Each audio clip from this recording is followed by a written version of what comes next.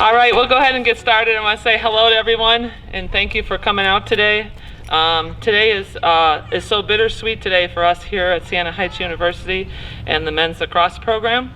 Today is the day that we replace a legendary coach, teacher, and great man with the passing of Coach Ed Maloney. Ed Maloney was our first and only coach as he started the program from scratch and immediately put Siena Heights men's lacrosse on the map.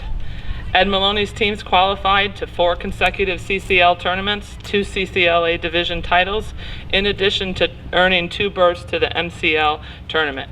His team earned 4 out of 6 appearances in the WAC championship, tournament championship, and 2 bids to the NAIA national championship. He was also named Coach of the Year in the CCLA, MCLA, and the WAC. But something more special came from Ed's coaching, and that was the mentoring of a young man on his team. Excuse me. This young man came in as a good kid, but at times a little wild, or should I say unpolished, to be professional. Ed was able to coach and teach him the ropes and was hired as a graduate assistant after he finished a Hall of Fame playing career of himself. He then stayed on as an assistant coach and finished after he finished his master's.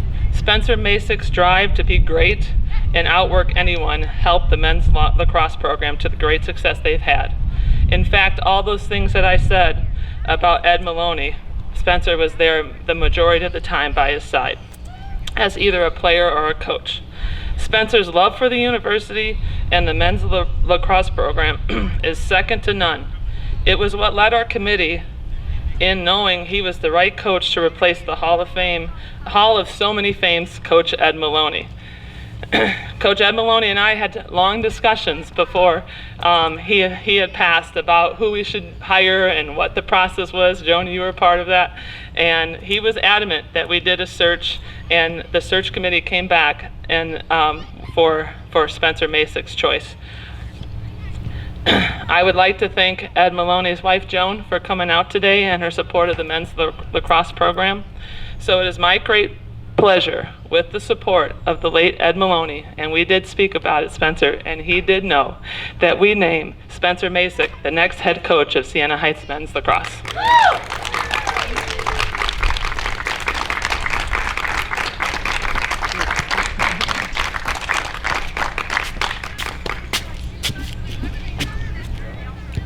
Do I start? Yeah, you can start the opening statement. Yeah, I mean, Sue kind of covered it. It's an honor and a privilege to be able to attempt, to carry on Ed Maloney's legacy and continue this program in the right direction. So I'm looking forward to the opportunity. All right, I'll start your first question with something Sue kind of already alluded to, but how do you feel taking over a program from a legendary coach who started the program and he was your mentor both as a student athlete and professionally? Yeah, I think I'm in a perfect opportunity. I've got to see, the program kind of grow from the ground up. I was here in year 2, I believe. The first year was really like a JV year.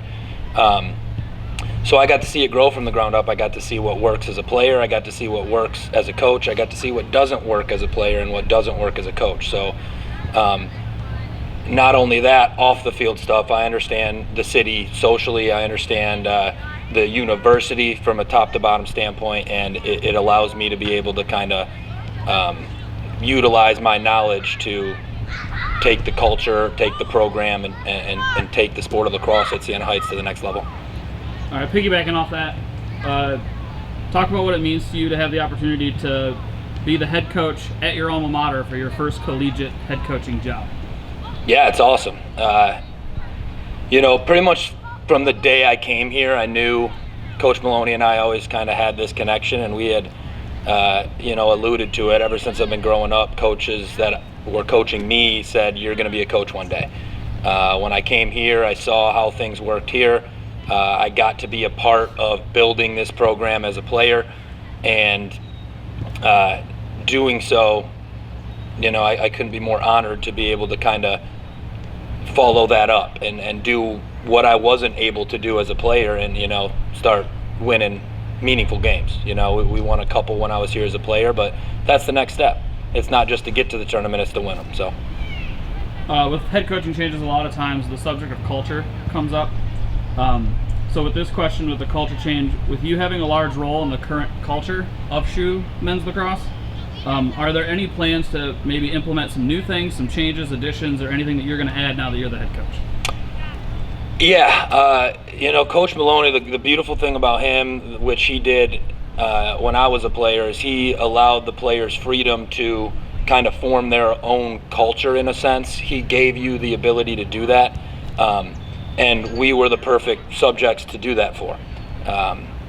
Learning how to do that as a player, I will implement that, you know, as a coach, in terms of the things that if people don't think like Coach Maloney and us thought, you know, you have to kind of manipulate and pull the strings a little bit in order to build that culture. And yeah, there's things that I'm going to change. There's things that I'm going to do, and I've had conversations with the guys already about you know, what we plan on doing and how we plan on changing the culture to not just win every now and then, but to win all the time.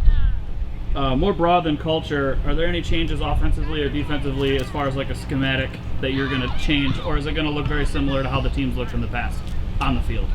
I mean, with any coach, every year you go into it, you're going to make tweaks here and there. You're going to see what worked and what didn't work, and you're going to make changes. I can't say specifically if I'm going to do this, or this. I'm going to look at everything we've done, you know, for the past 10 years, and, you know, build upon that and just continue to improve 1% better every day, and eventually, you know, get that final outcome.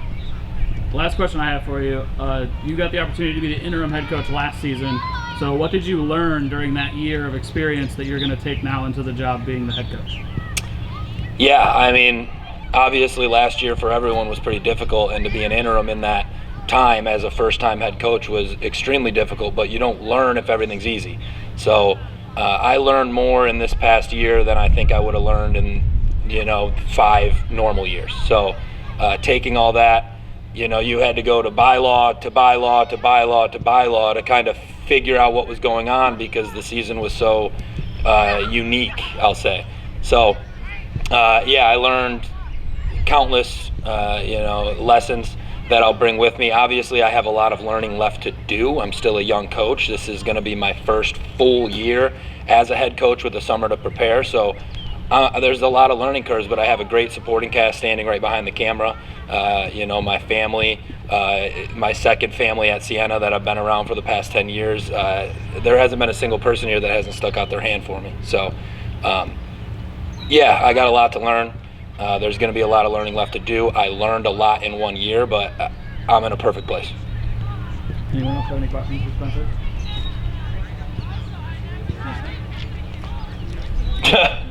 No, Sarah? I don't think I have any. All right, I think that's it. All right, cool. I appreciate everybody coming. You know, special shout out to, you know, mom, dad, stepdad, and my stepmom who wasn't able to be here, and obviously Joan. You guys have all been a tremendous support. You know, I think it's if there's one thing that I learned from Ed and from you, Joan, it's that coaching goes way beyond the field. And you guys were more than just family to me. You still are more than just family to me, and I couldn't be more honored and blessed to have gotten the opportunity to come here, thanks to Coach Maloney, and to gotten the opportunity to meet you guys, and how you guys accepted me almost as one of your own from day one. And I'm truly blessed and truly honored that I get to stand here and wear these colors and continue this. So thank you family, and thank you, you know, all the coaches that showed up, and Sue.